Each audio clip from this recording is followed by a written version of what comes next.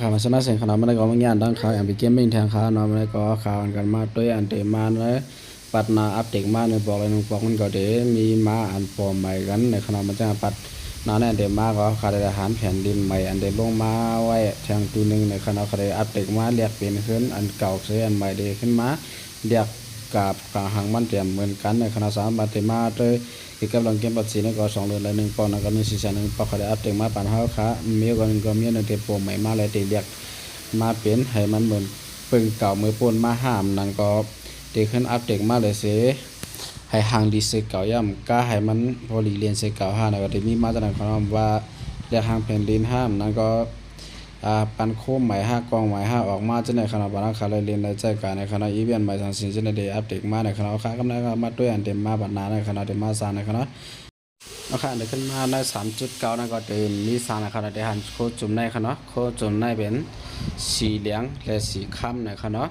นะคะอันนั้นตอนนั้นเป็นสีเหลืองสีค้ำนั่นก็เป็นโคจุ่มเดียวคณะอันหันเนี่ยเขา6 จุ่มในคณะเดี๋ยวเป็นโคจุ่มเดียวเสร็จมันก็ได้มีการสร้างอัปเดตขึ้นมาในคณะอัปเดตมาในวันนี้ได้ก็ได้ให้มันเป็นเลเวลเดียวกันคณะได้เป็นสีเหลืองในคณะอันลือนั่นก็ได้มีทั้งกอง AWM ได้มาคณะและยิบมันก็ใจจืดได้คือแค่ในคณะอันนั้นเขาขาดได้หาให้ไว้จะในคณะก็ได้ยึดอีกนึงในคณะจะมันยึดเนี่ยก็ค่ากูเนี้ยก็บีไล่ไว้มันจึงวันในคณะคณะก็ AWM ในคณะได้หมักแตกมันในคณะก็เลเวล2นะครับได้หันก้อนหมักแตกฉะนั้นเลเวล3ในคณะเลเวล3ก็ได้เป็นหางพาจะในคณะเลเวล4ก็เดินพาจะในจืดมันก็เดินบ่หางใหญ่กายก็ได้ว่าหางดีคณะแล้วก็มีว่าใครยึดจัดในคณะเลเวล6ก็ได้ว่าคือเข้มในคณะก็นะครับมันกันมาด้วยกันมีได้ลงเลยมีอันมันเดมาใน AWM ในเขาขาดแต่หันอันมันตีเตียงมาจะในเลวันน้ำเต้ๆในคันนอกก็เนาะแล้วก็ให้ไปจบกันได้คันนอกก็เนาะนะครับแต่มีเมื่อขยิบเนี่ยจะมีฟันมันในคันอันนั้นก็ขาดแล้วก็เป็นเดียดอานะครับเดียดอานะครับคนกำเอก็ขาดได้ยิบกันก็พอมาสกินก็คนที่ยิบกันมากกว่าน้ำนะครับห่างต่อห่างดีเลยต้องออกจีมันเกมิสิตได้ก็ด้วยกันก็คันเนาะ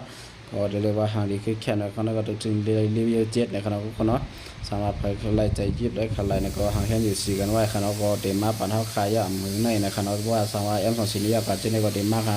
ราคานั้นก็ได้ AG เนี่ยครับ AG ก็ได้ห่างดีเต้ๆครับคันเต็มมาต้องมีมาปันนั้นอะไรได้มีป้าหมักแตกป้าในคันก็อัปเดตบัตรในก็ได้มีป้าหมักแตกกูเล่าเยอะในคันเขาก็ไปจกกันคันสามารถจะยิบ AG ป้าครับก็นึงเรียกว่าจะได้จะยิบเขาก็เอา5แล้วก็ไปจังว่าคันเราก็ได้วนตัวในคันสามก็เขาเลยใจแล้วก็ให้จี้สีกันไว้เสร็จไปจกเอาในคันเนาะ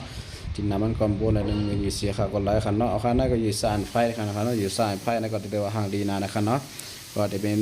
มาเป็นสีเหลืองกับมดในคันปนานะครับเขาจะห่างกันในคันเดียวป้ามาหมักแตกแทงในคันก็เนาะถ้าขามาด้วยแทงรีวิวสีมันว่าจะห่างดีหมกกาคือในคันเป็นหมกกันในคันเนาะโอ้โหก็เลยว่าคือแก้มคันก็เนาะแล้วเขาเจอในใ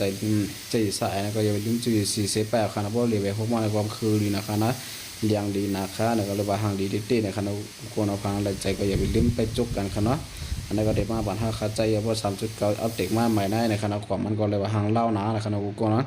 ในขณะรูปก่อนมันก็จะเป็นห้ามย่อมามีป้ายไว้สีล้ำในขณะเมื่อขยิบตัวก็เดี๋ยวห่างดีในขณะตั้งแต่มาละฟันมันก็เล่าหนาเพราะขณะก็7เก่าโตคันเนาะจีมาหนังในค่ะทั้งหมดก็ได้มีเจ้าในขณะกูก็อันนี้ไว้ทั้งหมดเราจะเป็นคืออะไรเนาะสองอะไรใจวิดีโอใครอย่าลืมติ๊กไลค์ติ๊กแชร์ติ๊กซับสไครบ์ไว้ข้ออยู่ที่อันพิเก